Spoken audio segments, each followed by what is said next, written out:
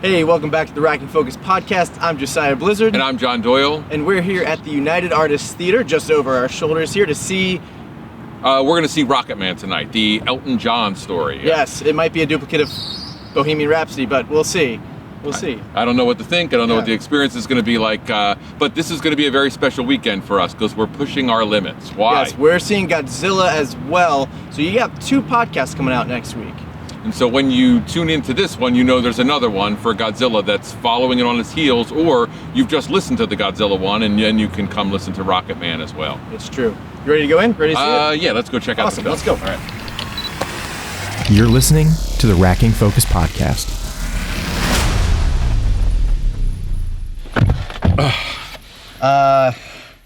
All right, I got to start with, did you like the movie or no? I think I really liked it. Uh-huh. I don't know how I'm going to feel in 2 days. Yeah. Well, you're not sure if it's going to really just decline over the 2-day period? I'm concerned about some of that, right? Uh-huh. I liked it a lot. I liked a lot about it. Let me put it that way. Yeah, I liked a lot about it. Yeah. I would, because spoilers, wait, we'll start again. Yeah, spoilers right up front. Spoilers everywhere. Just, it's going to come out really quickly. The last 8 minutes were troubling to me. It felt, not to beat a dead horse, like the last season of Game of Thrones. Like we'd done a lot of work and we slammed into, we're going to wrap this up in about 8 minutes. Yeah. Well, we hit that point where I was like, I don't know where they're going to go from here. And I had a feeling that, the end of the film, you see the pictures of Elton John, like actual real life Elton John, and it says, this is what he's done. I'm like, that's the only place you can go. But it felt like he was dead almost, at the end of the movie. It would have been kind of nice to maybe wrap it up in a different way. I think that was my biggest issue too. Yeah, the devil suit for me felt there was about halfway through the film I was like, oh, clever. This would be clever if he was dead. Yeah. But I think that might be a problem for real life. So I'm not sure. He's listed as executive producer. Right. There's certainly some image protection in those last moments, credits and for sure. last sequence. For sure. How about you? What's your response? Like I said, I didn't know what we were going to go into. Absolutely. I was kind of expecting, another Bohemian Rhapsody kind of biopic, and it wasn't quite that, which was totally good because I felt like if it was that, it would have been too repetitive and it would have been a ripoff. Absolutely. Because Bohemian Rhapsody was so good, so they went like a clearly different direction with that altogether. I don't find myself liking musicals all that much. Okay. And this was far more a musical than it was a biopic. I think that's exactly right. It reminded me of, All Across the World. It reminded me of that sort of Beatles version of taking songs. Right? Yeah. And I think the reason they did that was Elton John is so theatrical in general that everything that happened in the musicality, making it a musical, made it theatrical to match his personality. Because Freddie Mercury's not like on the same level of theatrics as Elton John is. He doesn't wear a peacock suit on the difference, stage, right? Freddie Mercury's performance, right, but not theatricality in that same way. And this is all theater. Yeah. And that's the other thing was we're watching some of these scenes. And it felt like they set this movie up, or they wrote this movie so that they could eventually one day turn it into a Broadway play. There's certain aspects and certain scenes where I'm like, this could easily be done. And I don't know, partially, I think just because of the surrealism, there's some really great camera work I want to talk about. But I wondered, I'm like, why is this a film and not a play? Yeah, it's a great question, and I feel like we have seen plays about musical groups, right? Mm-hmm. That exists in the world. It may be the scale of the need for the distortion from drugs. Yeah. That may just be an aesthetic choice, which actually is a good aesthetic choice. Then, like a right choice. Although I could see this being one of those movies that finds its way into regular theater. Yeah, I could totally see it, in 2 years being like Rocketman, Broadway. Mm-hmm. And I would like to see that show. That would be a fun show. But yeah, that was one of my thoughts going, throughout the film. I was like, this just feels like I'm watching a play. Yeah, well, and the use, so like the positive and negative, it is when you walk in at first, you're like, oh, this is going to be something like Bohemian Rhapsody, the story of a singer with its songs included chronologically. Right. And almost immediately you're shown we're going to be in a fantasy world for much of this. Yeah, it got surreal, It right? really surreal quickly, and lots of highly stylized moments, especially in relationship to the music. Yeah. And then the music's not in chronological order at all. You're right. Right. Right. And the music is being used for story, and other characters are singing, which actually was one of the things I found refreshing, was that we had people who weren't singing the song the way it's sung on the album or in performance. Right. And to me, there's something refreshing about that, which I liked a lot. Yeah, and I have something to say about that based on things I've heard or read previously to this film, which I'll bring up in the next segment. I won't bring up now, but yeah, very interesting that you said that. The cameras, camera choice, cinematography, I thought was crazy. Just insane, and that is why they chose to do it as a film, was because of the camera choices and the drugs and the surrealism of him starting to float off of his piano, off of the stage, and everybody rises up with him. And it's obviously based in real life on an actual photo that was taken, but they've morphed real life into what was happening in his head through the use of camera, and just production design and like all of it. Like everything was just over the top Elton John, because of the cameras and what they did. If you strip story away, right? You take story away and you take the structure, the musical structure, and you just look at it from cameras and lighting and a grain film stock style choices and use of, just the focus. The use of focus throughout was ridiculous. Yeah. And framing, all of these blocking, tons of blocking issues, all of that filmmaking was extraordinarily strong, I thought. And so as I watched it, I kept saying, this image is a beautifully crafted, beautifully composed image. I love the fact that we're getting these hyper close-ups, but they don't feel like weird fisheye drug images. Well, that was the big thing that stood out to me, was this is a very intimate film between you as the audience and an alternate reality Elton John, almost, right? Like you're seeing, this is like the interior of Elton, throughout. Like this isn't really him on the outside, who you've seen for the last, I don't know how long, what was it, 1975, so 40 plus years. But every time he gets emotion, there's a lot of emotional scenes, and you're like, camera's here. The camera's right up in his face. You can practically see up his nose, which you can because you have to see the blood and the cocaine from his nose. So they are so close to him the whole time.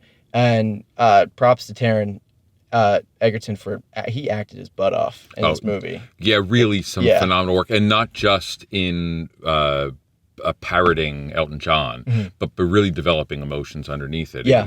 You could feel that stuff, and it was certainly supported by production design and makeup. Just extraordinary moments of decay in his body.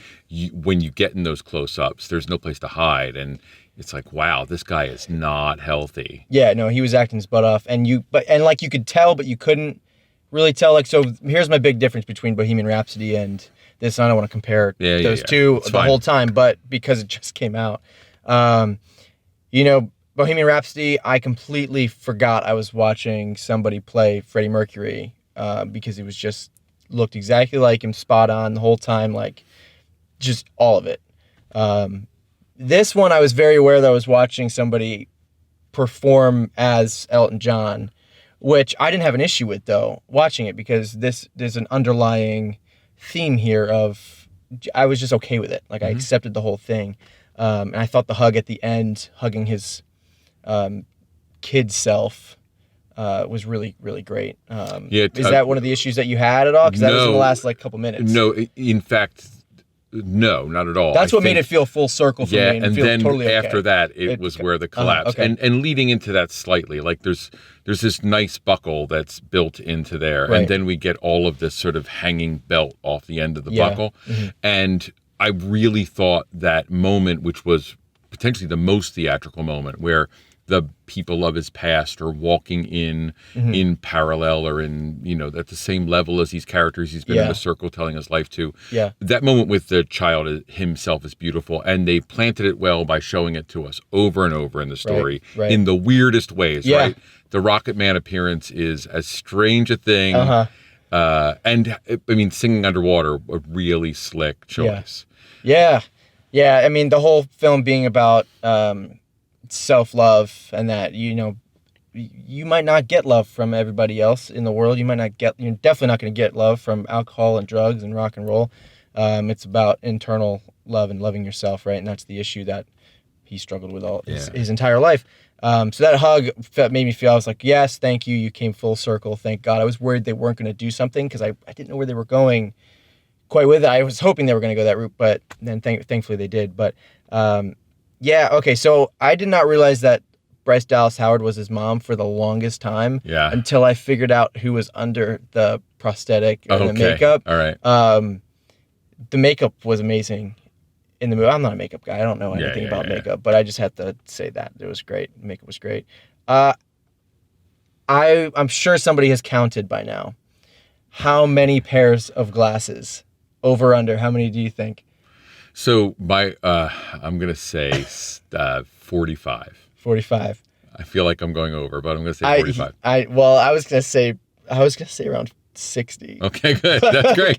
Good. There's just a scene where he's spinning and his glasses are changing. I'm like, oh my gosh, there's so many pairs of glasses in this film. We really should have gotten glasses for this. Yeah, we should have gotten. Well, we wear glasses, so we have integrity. We're not putting on a show. It's just us. That's true.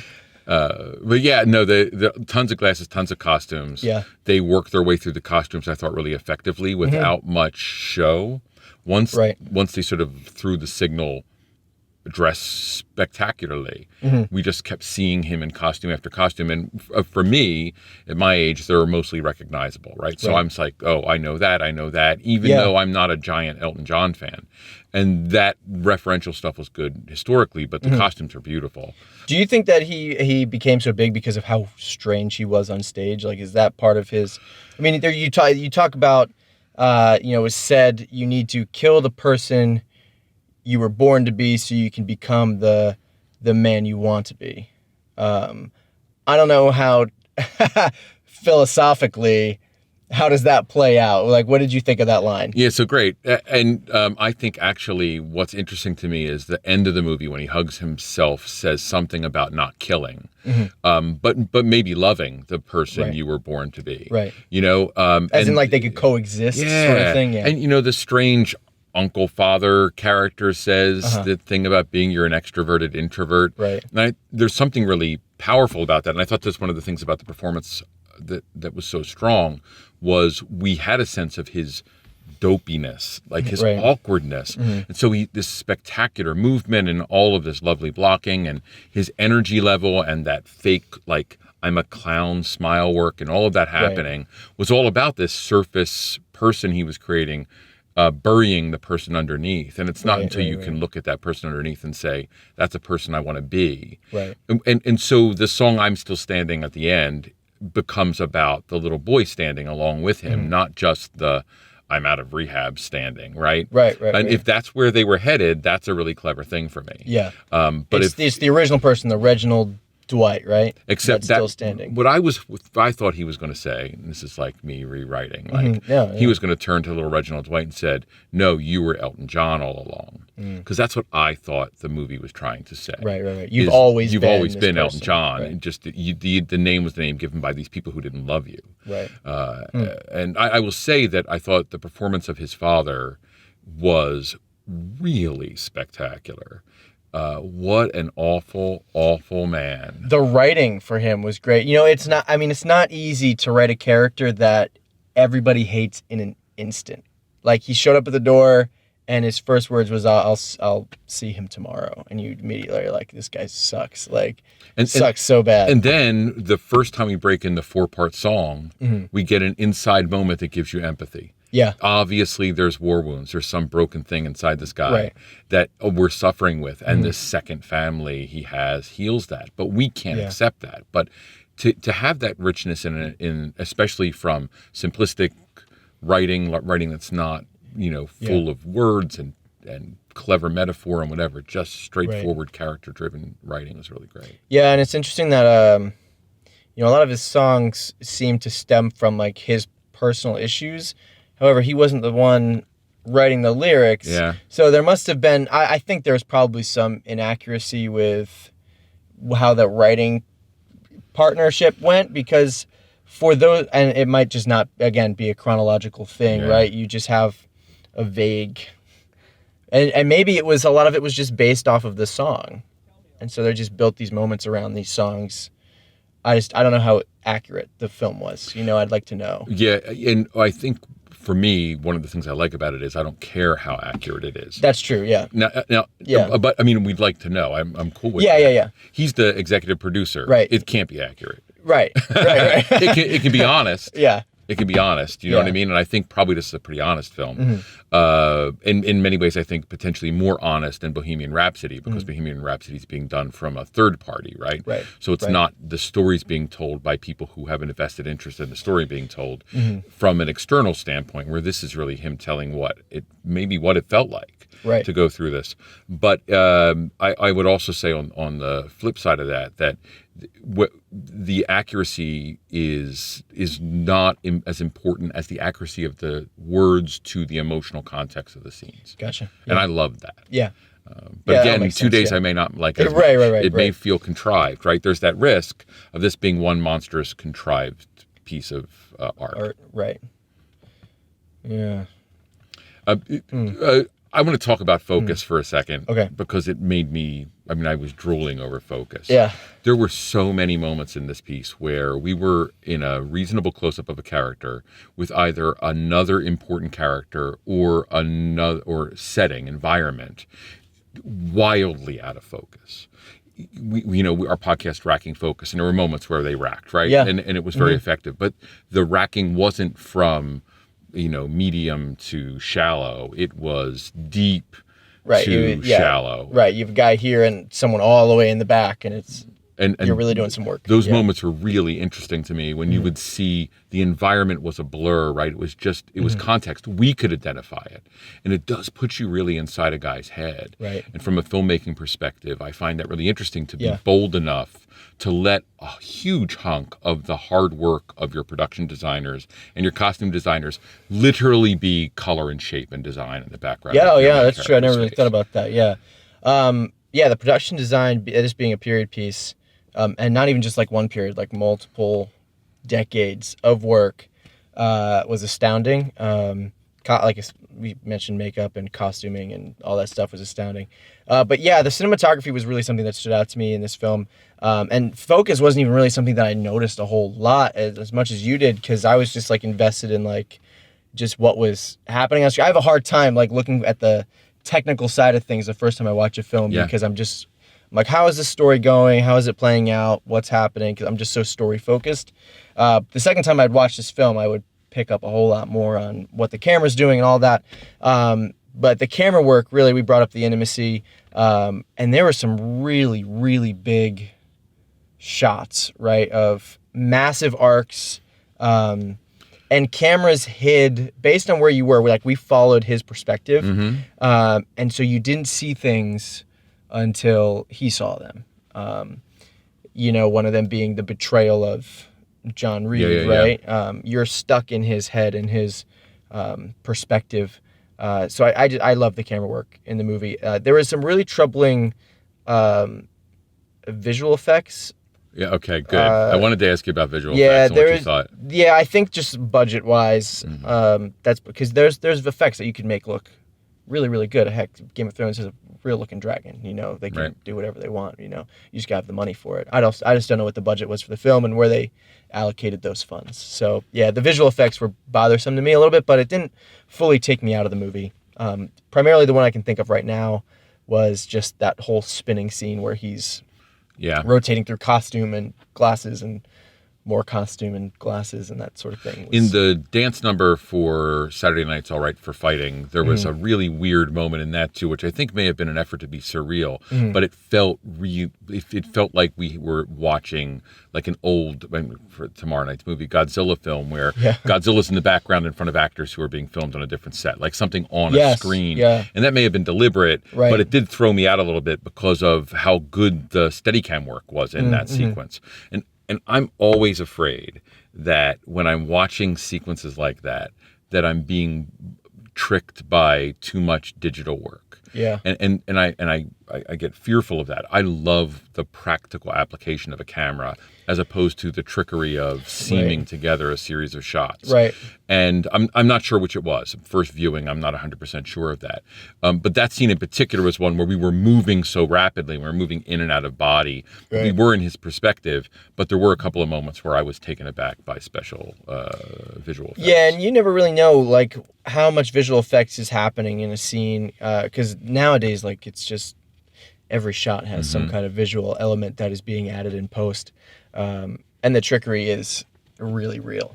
They could do a number on you. You have no idea if they're doing it or not. So, yeah, this is a film that I don't know how much longer we can talk about it for. We still have four-ish minutes on the clock. But, yeah, I mean, as far as the movie goes, I would probably say 7 out of 10, 6.5, 7. I'm just not a big fan of musicals. Like, it's really just not my thing. But I don't know where else they would have gone with this. It would have been weird, like we said before, to have it as just a biopic with some songs in there from him. Like, him performing wouldn't have made sense if it was only performance or rehearsal based. For sure, and nowhere near as captivating an experience of story. Right. The story that we see of the development of music in Bohemian Rhapsody doesn't matter here. He's in a writing partnership for most of his life with a single person. And as a result of that, we're getting his journey, and the music's guiding us through that. I would say I like the movie a lot. I really did. And so from like an emotional standpoint, I'm going to rate it higher than a 7, like an 8. Like I really would rate it that high. But as a film, in a lot of ways, I appreciate it more than I appreciate Bohemian Rhapsody, partly because of the lead's performance. Right. Mimicry, as good as it is, thoughtful performance as good as it is, isn't as interesting to me as actors out there raw breaking down. There's multiple, like, if you were to ask me to judge different aspects of it, like, some would be like really high, you know. I just don't know if this is a movie that I would really like. I'd see it a second time, and then after that I'm probably good if I don't see it for like 10 years. Yeah, it's not a movie I'm planning on buying. Yeah. I think it's worth people seeing. I think a lot of people are going to be surprised. People are going to love it, I think, though. I think people are probably going to love it, but I think people are going to be surprised. And Elton John doesn't have the emotional gravitas for people that, Queen has, the Beatles have, right? Where people are drawn right into their lives. And so that distance, and part of that distance is, the issues with his hidden life from his homosexuality and his alcohol and all that stuff. There is a distancing, I think, for some audience members. They're going to find it rewarding, I have a feeling, when they watch it. Yeah, I think, I kind of judge a musical based off of if I would listen to the music that was sung differently after seeing the film or the play or whatever. And I'll definitely, when I listen to Elton John now, it'll have a different tone because I'll have a little background into his life. And I'll also see Taron Egerton performing these songs on stage. But, so, I mean, as a musical, like, I enjoyed it. Don't get me wrong, I definitely enjoyed it more than a lot of other musicals that I've seen. Because, like I said, I'm just not a musical fan. And Steph knows that. I think she was pretty worried when they started singing in the first 2 minutes. Yeah, it felt like a play suddenly. Yeah, I was like, oh gosh, the lights have changed and he's moved into his own little world. But yeah, like I would enjoy listening to this music, I think, more now after seeing this film. It's like when you go see a musician live, right, for the first time, you have a different perspective on their music and their energy and their heart behind everything. So, and props to his teenage self too. His teenage self could sing. Yeah, his teenage self could really sing. Yeah, even the kid, the kid hit this really high note, and I kind of winced for a second. It was, oh goodness. Well, and he was the demon ghost child. Talk about someone who really looked like Elton John. That was terrifying. They showed the picture at the end. Steph was like, "Look, it's that kid hasn't aged in in 80 years. Yeah, no, it was all right. It was a good movie. Yeah. I'd see it again. I'm interested to see if I like it more. I'm interested to see what other people have to say too. This is one of those movies where my gut is so malleable right now. Right. I'm really anxious to go on Twitter, to go read a couple of articles. Yeah. I think that it's on the Empire podcast this week. I'm probably going to listen to that. Yeah. And so we'll come back in a couple of days and we'll chat about it again. So thank you. We're going to flip over and go to the office and have another conversation in just a few seconds. But days will pass for you. And as always, if you're listening, this is when we would want you normally to be writing to us, sending to us, tweeting at us at PodFocus and finding us so that we can have things to talk about that aren't just our ideas.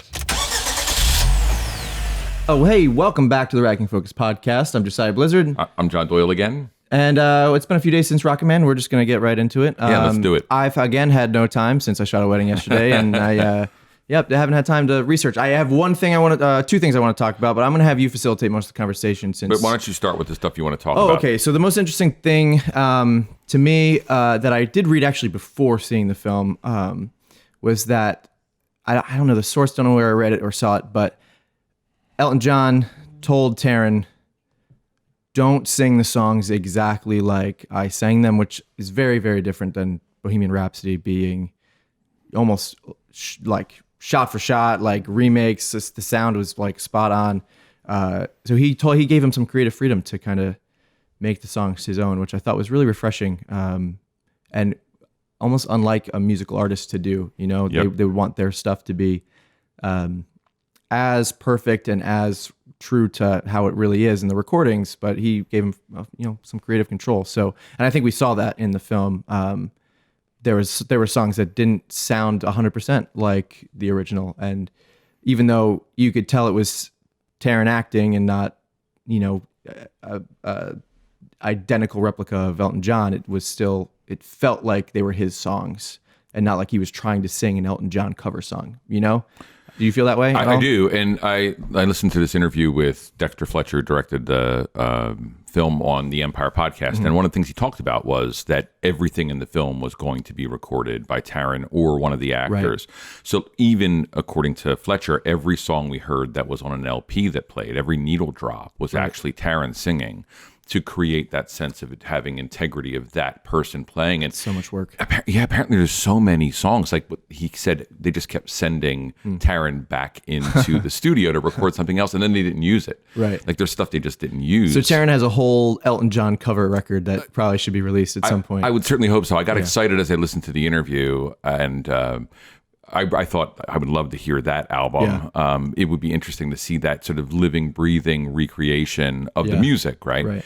But yeah, so I agree with you 100% about that. I think that there's something about being original in that performance that I really like. Yeah, it made me think of we talked about this a little bit before we started recording, but I brought up Les Mis, and I thought when you were talking about this earlier that they recorded live on set as they were performing and acting, which wasn't the case, but it's the reason Les Mis works so well is that it's a new recording every time you listen to it, every time you see the film, or obviously on stage, it's the actual actors, but it just works because it's Hugh Jackman actually singing, it's Anne Hathaway actually singing, it's Taron Egerton actually singing the song. So I don't know, I love the musicality of the movie, even though musicals aren't my cup of tea. So. Yeah, it's one of the things I think is funny. I want to at least address that with you too, because your struggle with it being a musical is potentially a problem of advertising more than the film itself. Yeah. We're going into a movie, and my wife thought she was going to see Bohemian Rhapsody. You thought we were going to see something like Bohemian Rhapsody, and Dexter Fletcher was the guy who directed the back end of Bohemian Rhapsody. So like you're in this place where you're like, oh, this is the guy's skill set, and you're going in to see something, and it's that shock of seeing something different without your ability to frame. So your discomfort with musicals as a rule becomes augmented by the fact that you're surprised. Yeah, well, it obviously gets into the surrealism of musicals, and I just didn't expect to see that going into the film. And I think the advertising was smart because I think if they advertise it as a musical, they're going to get way less ticket sales. Way fewer tickets sold, but by surprising the audience with the musical, you're kind of locked in for 2 hours. Once you're in there, you're in there. So yeah, but I don't necessarily feel lied to in the advertising. It was just unexpected, you know? Yeah, for me, it's more about getting people who may be uncomfortable with a musical to be able to find it palatable. Yeah. So the it's always about like single point advertising. Mm-hmm. So there's a big push that's all about making it look like Bohemian Rhapsody. Right. Where one single spot where we knew it was a musical, where we had that revealed to us in some of the press or in some of the advertising would have given you a place to be in the theater. And it doesn't mean it would have healed it. I mean, you don't like musicals, whatever. Yeah, I mean, I would have gone to see it anyway. I mean, there's musicals that I like, but going into those films, I knew they were musicals up front, right? So it's not like they were lying to me. It's like that's what it felt like. It felt like they just pushed me down, and then I was stuck watching a musical. Yeah, and I you know, I did musicals as a youth, and into my medium life, I guess. What was your biggest role in a musical? Man of La Mancha. I did Don Quixote, or Barnum in Barnum, which is, you know, Greatest Showman reminiscent. Right. But either of those things, when I did that junk back when I was a kid, or at least more youthful than I am now, I liked doing it, but I never loved going to see musicals. But I like the creativity of the puzzle making that this particular piece did. So like the musical structure may have been disturbing, but I love the way the pieces were puzzled together. There's in this, I mean, I advise everyone to go listen to this interview. It's almost 3/4 the way through the episode of the Empire podcast. That's just their regular weekly podcast. Right. To hear Dexter Fletcher talk about his work, because he really did do a pass on it. He added music. He pulled music out. He repositioned characters. So he did work that made it possible for the audience to have a different experience. And, you know, the orgy scene. Right. The music that's in the orgy scene wasn't originally there. Okay. He said, in fact, in some places the music wasn't even listed. They were just divining music. But it was a musical from day one. So like your thought about it being a stage play, I think that it may not have been the intention of a stage play, but it was a musical from day one. Yeah, cool. I want to talk about Bernie and Elton's relationship. Great. A little bit. I love the relationship, and there was one thing that I was reading, 10 true facts or something of 10 things we learned from the Rocketman movie, from You Discover Music. Don't know how accurate all these things are, but good. I love the You Discover Music. It's an excellent source. Yeah, it's you with the letter U, not YOU. So whatever that means. But okay, so number 10 on this list was the most interesting to me. It says Rocketman shows some heated exchanges between Elton and Bernie, but in real life, they never had a falling out.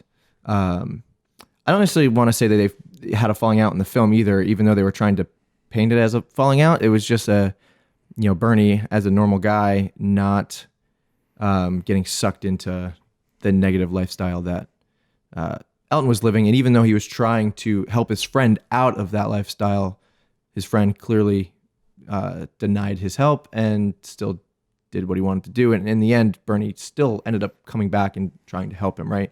He never abandoned his friend. They never really, and they've said in the movie, like, we've never had an argument. Granted, it's him lying all the time in the, the Alcoholics Anonymous or whatever therapy group he's in, whatever it is. It's him lying about almost everything that he's doing, because then it shows us the opposite. Him and Bernie clearly had arguments. You can't go 50 years of friendship and not have an argument with your friend. But even through all of that, at the end of the film, we see them argue one last time, and Elton goes to walk on stage, but he stops, comes right back to his friend and says, "I'm sorry, I didn't mean that." And then he goes back out after Bernie says, "I know you didn't." So like as friendship goes, this is a film that really paints a supportive friendship, I think. A friendship that we should all strive to have with each other. And it was nice to see that on film, in a movie and a musical even that is so surreal and so big that they over dramatize these sort of things. This was a very small an intimate moment. I think that was done really nicely. Yeah, I think I'm glad you bring that up because I think that people miss that. Thematically, this becomes about the glossy, glitzy Elton John experience. Pointing that out, and in some ways, I wish that had been accented more as a thematic piece, right? Yeah. But we see Elton John through the whole movie love everybody else. And that moment in the end where he finally decides to love his child self, his self, the self he had to kill to become who he is. Right. I think that there's something about knowing that when you love everybody else, that there's some measure of pain and suffering that comes with that. Yeah. And we then get to see him loved back. And so many films would have leaned into, let's make this an ugly conflict. Right. Let's burn this relationship so we can heal it. Right. And instead making it like consistently healthy is the way some people's friendships really are. Yeah. And if you think of love first in your priority, it's what it is. And their match, I thought that scene with them in the restaurant when they're first starting to work together is, aside from being beautifully shot and well acted, it sets the stage for what you're doing. It's the planting for our payoff later. Yeah, exactly. The friendship was... there was a chemistry between them from the very beginning. I just love that. I just love that moment. Wanted to bring it up. Yeah, I think it's great. I think it's really good. And it's one thing you can spotlight that's not about costumes and props and beautiful cinematography, but just some really good, thoughtful choices. I know that Bernie saw the film with Elton. I know that happened. Okay, cool. And apparently they were both really excited and happy about it. Yeah. That's awesome. One of the things I want to talk about is the idea of film as memory. And we often today, especially in the movies we've been watching, right, we live in this third person position, right? So you and I are viewers of an experience that's really happening in the world, right? So we watch Godzilla and there are monsters on screen having a fight. And even though it's not our reality, it is a reality that we're watching. Yeah. And the same thing happens with Endgame or with John Wick. It's all of this third person experience for us. And this movie really decided boldly to say, we're just going to lie about the truth. We're not going to tell real things that happen even. I mean, there's tons of stuff in this movie that isn't really accurate because it's all about memory. Right. And it reminds me of Memento and how much Memento is a captivating film, not just because of the puzzle box, but because we're inside a guy's head. Yeah. And I appreciated that as a challenge for us as film viewers. Well, you talk about memory, and our memories aren't always accurate. And so Elton's recounting his life to all these people in this room, and he's remembering details as he saw them as as he described, a drug addict, alcoholic, sex addict, like just dude was, I mean, he missed a week and a half of his life or something. We skip time in the film, and he has a show that night. Didn't realize that they even had a show that night. He thought it was a week later. And he says it is that week. So they skipped a whole bunch of time. So Elton's memory probably honestly isn't even the best. So as our memory goes, like we're not going to remember everything the way it's supposed to be remembered. It was nice to. I don't know. I don't have many thoughts on that. Your thoughts were great. What you said was great. I don't have many thoughts, but it is interesting. Story. Yeah. Listen, I know that the thing you care about in all of this is about story. I mean, I know you love story, right? And stories, memory is better than the truth often. Yeah.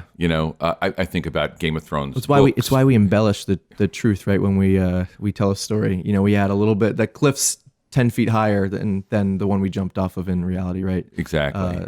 Sorry, you were going to go. And the Game mythology is cool. I'm saying Game of Thrones inside the books, you're inside someone's head, right? And it's all this head experience. And then the show struggles because it's this third person point of view, and we can't have the same engagement. Yeah. And I like that. I like being in that position where my experience is where I'm lost in the mind of another. Right. And so anyway, that was cool. And then we talked about before how the cinematography made that all happen. Yeah, I was going to pull some clips. I wanted to say I just didn't have time to look at any of them. The one thing that they did that was interesting, and I had a feeling they were going to do this, and so I was watching some Elton John music videos before going into the film because I figured that there was going to be a music video recreation somewhere, and there was at the very end a shot. I don't know if it was a shot-for-shot remake, but it's pretty close to a shot-for-shot remake. In fact, they went to the film grain, right? Like they blow up the grain. All of a sudden, it becomes this grainy. I don't know if that was the '90s or when that was, but. It all of a sudden changed styles dramatically to that film grainy VHS kind of style. Strange. It kind of felt out of place, but at the same time, you appreciated it because it was a shot-for-shot remake almost of this. You knew you were watching him record a music video. I wonder if that happened after Fletcher had been on the set of Bohemian Rhapsody and was like, oh, this shot-for-shot thing is really cool that we're doing. I want to put it in this other movie I'm working on where we don't do it at all. Right. So let's do it. I don't know. But yeah, it was a fascinating thing and really is. I mean, you lay it up next to the video, it's pretty close. Yeah. I mean, different people. I'm not even sure if it is different people. I have to go back and watch the video and see how much they cheated digitally through that. Yeah, I'm not sure. But I thought that was cool. I mean, that was for I'm Still Standing, right? So yeah, it was a cool little piece. What else we got? We have 9 minutes left on this clock here. Yeah. So why don't we talk a little bit about costume stuff? Just reflect on that. We heard that little bit of stuff about how thoughtful the costumes were made with, Goodbye Yellow Brick Road having costumes that. Oh, that's right. Match the characters from. Steph will love Wizard this. of Oz. Yeah. So what's he wearing? What did they say? He was wearing a sequined. Right, silver sequin shirt for the Tin Man, and then he was wearing a straw hat, I think, straw hat, and then a fur coat for the lion. So right? he is Dorothy on that song, which I think is really cool. And that kind of thought shows that we talk about detail in Bohemian Rhapsody. Now we have this level of detail that's just hidden in the background. Yeah, it's not something I picked out. Somebody picked that out. Or was it behind the scenes costume that guy saying gotcha, it, yeah. Cool. So who knows if anybody even picked it out? Right. But that's really subtle in there. And it's cool. And Steph, you might have to correct me. How about you come over here real quick and tell us what the Tin Man, the Lion, and the Scarecrow were missing on their journey, or they were trying to find on their journey. You got to sneak into the shot. Yeah, sneak in here. The Tin Man needed a heart. The Scarecrow needed a brain, and the Lion needed courage, and Dorothy needed to go home. And there you go, right? Yeah. There certainly is a resonance to that with him needing to go home, right? Yeah. His home life sucked, right? Yeah, thank you, Steph. Yes, his home life sucked. Yeah. Home is probably that little child, right? Yeah. That little boy. Right. So yeah, I think that's a lot for us to talk about. I think the filmmaking on this thing is extraordinary, and whether or not the story always works, and whether or not it's overwrought. And I know that from my understanding, Elton John didn't see the whole film till the very end. Okay, cool. Which means my fear about him being executive producer and he maybe didn't have as much control as we thought. Maybe he just funded. He was probably a funder, and that's where he got the exec status. And he's going to make money off of it too, which probably is where they placed I hope he him. does. Yeah. So that means that the director had some flexibility to make some choices that may have violated what Elton how he wanted to protect himself. Although it seems he didn't want to do that. Right. You just want to lay that out. I think Elton as somebody is he's been in the public eye for over 50 years, right? He's had his probably fair share of social media, or not social media, just regular media, right. Just kind of, hey, Elton is on drugs now again, or I don't know. I wasn't around in the 80s, man. I was born in 93, but as a celebrity, you kind of get tossed around in the media in good and bad ways. Elton's obviously a legend, but I don't think he cares what other people think about him at this point. He's kind of beyond that. He knows what his story is, and he's fine letting Taron represent him, and the filmmakers honor his legacy. I think most people, if you think of Elton John, I've never heard anybody bash Elton John. I never in my 26 years. Yeah, one is a guy who sort of worked his way out of the hole instead of continued to live in it. So, and the movie certainly does that adequately. And they do. I love the fact he starts in a devil costume and he strips that off. Yeah. Oh, yeah. Piece by piece, and the falsity of that stripping. So it's not like I loved when he velcroed off the horns. Yeah. It was so good. It's just barely on there. You said something about transformation when he goes on stage before we started recording. Oh, did I? About him being Elton on stage or whatever.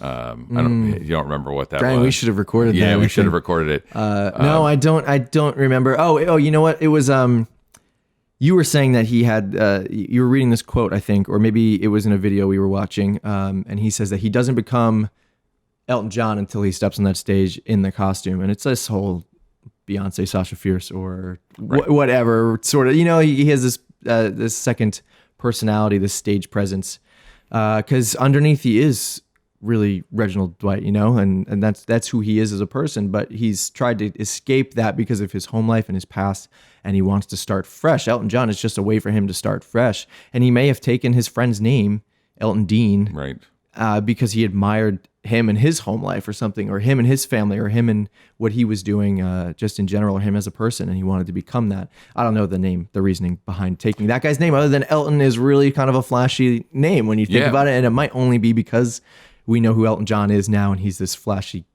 glam sort of guy, right? But yeah, once he steps on stage, he becomes this second person, confident, excited to, put on a show and tackle whatever he's going forward with. And it makes sense that can happen in the movie too, because the movie becomes, he doesn't need that guy to be him, like the guy on the screen, not Taron, but like the character on the screen to necessarily be him, because it's a character that he is living. He lives it, right? Like you live that. But he's always performing in a sense, right? He's always putting on an act, which I think can be really damaging, which is probably why he was doing drugs and seeking all these random, pleasures, alcohol, sex, all that stuff, because he doesn't know who he is. He's trying to figure that out. But yeah, it can be taxing trying to be somebody else, someone that you're not. And this whole thing he's trying to find his identity, which he finds at the end. And okay, we were talking about the devil costume. There was a moment where he literally threw the costume, which I thought was just so symbolic of him, so sick of who he is or who he was. Obviously we find out that he left the show. He left the show at Madison Square Garden and walked right into rehab because he couldn't handle who he was or what he was doing anymore. And not just because of him hurting himself, but him also hurting the people around him. He needed to start fresh. So him throwing the devil costume, the devil helmet, was him saying, whatever evil is within me, get out, leave now. Like this is it. I'm making a change. And that's when I think the next scene we saw him in, he was in a bathrobe. Yep. Right, exactly. Like he's washed himself and he's clean. Although he still looks like crap. Yeah. The makeup people are doing so good. I loved that journey from Madison Square Garden to the rehab. That in that suit, getting in the taxi may be one of my favorite like little comedic moments in this. And Taron had this great plodding walk. Like he really did capture this sense of not a cool dude, where we think about Bohemian Rhapsody, everything Freddie Mercury does is like swirlingly beautiful in every moment. And here we got this guy who looks like dopey. He's so just clunky, often. Right? He's just kind of wandering around, and yet can still float on stage. And those moments are captured. So why don't we wrap ourselves up here? Great. There's 100 other things I could probably think to say, because I'm going to just say I really like the film, but let's go back to second stage rating. I like it more today than I did 2 days ago or 3 days ago. It's grown. I mean, I was talking about Steph a little bit. There's a feeling that stayed with me after the film. The next day, I found myself thinking about it, and I was like, man, like it was fun to watch. It was it was uplifting. It was encouraging, and it was a movie I would want to see again and watch it again. Not something I'd maybe watch all the time, but like if it's maybe it's a film that's on TV and it catches my eye, I might stick on the channel for a little while and enjoy myself watching the film. So I like it a bit more. I don't know what rating I'd give it. Cool. It's a weird musical drama biopic. I don't know where to rate that, but I enjoyed it a lot more than I thought I would. So let me. So I can't do the split on this either, because it's like a movie. It doesn't feel like we have to genreize it. Although there is that quote I just read before we started, where Elton John said this is as good as Grease, which is hilarious. Talking about when he watched the Saturday Night's All Right for Fighting shoot. From my standpoint, I hate Grease, so like I hate it with a passion. If I could burn all the copies of Grease, I would. And from a moral standpoint, right, where this movie finds its real moral center, Grease never finds its moral center. So, well, you just don't know if that's a compliment he's giving the film or not. From my standpoint, at least. But I'm gonna like be ridiculous. I'm gonna give this a 9 as a film. Oh, wow, I've over the past 2 days, I've gotten even stronger. Lisa and I were talking yesterday. My wife Lisa, we were talking, and she was uncomfortable with some things about the film, like Bohemian Rhapsody anymore. And I just suddenly found myself being effusive about how much I liked you found yourself what this did. defending the film a bit. And really trying to present a case for its quality. The little boy in his bubble helmet underneath that I thought was so weird before. Now, for me, it's about him being protected from the drowning in the pool. Over and there we go. That's it. Timer. We have a couple minutes left. And so it just really made me feel like I could start to see the level of craft. Yeah. And so I want to rewatch it because I want to find out what else it needed to say. Well, a 9 out of 10, people are agreeing with you. I believe the tomato meter is at 90%. So people are agreeing with that 9 out of 10 rating. And I also want to give Taron props for being an actor, and we've seen him in a lot of films, and I really enjoy his performances. Right, I can find him really charismatic. Yeah, but here I got to see him act, and those close-ups we talked about did it. So for me, super high rating. Yeah, I will definitively watch it again, and I hope other people do as well. Great. Let's try and close this thing out smoothly and not butcher. I'm not really sure how to do it, but guys, thank you for watching this episode of the Racking Focus podcast. Please tweet at us. Go see the movies we're seeing. We want to do this with you guys and not just separately. Let us know what movies you want us to see as well. We have our own master list, but we'd love for you guys to give your input. And I think what we're going to probably end up doing is posting some of those master list items out. So you folks, if you want to watch with us, can go the week we're watching it and sort of be prepped. We're really looking for comments from you. So Racking Focus Podcast, Racking Focus Podcast at gmail.com. Oh, Racking Focus Pod at Racking Focus Pod at gmail.com for emails to us, but whether about the quality of our work or about the movies themselves, and Pod Focus on Twitter, Racking Focus Podcast on Instagram. We give you a lot of variety, so whatever way you screw up our name, you'll find us someplace. It's true. We're really super excited about having your input into the program. Also, definitively, if you're listening, go to Apple Podcasts. Yes, please today. Review us. If you hate us, still try and give us at least 4 stars.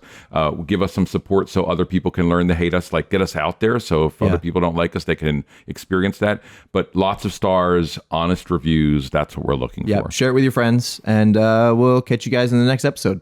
Thanks for watching, listening. Both, maybe.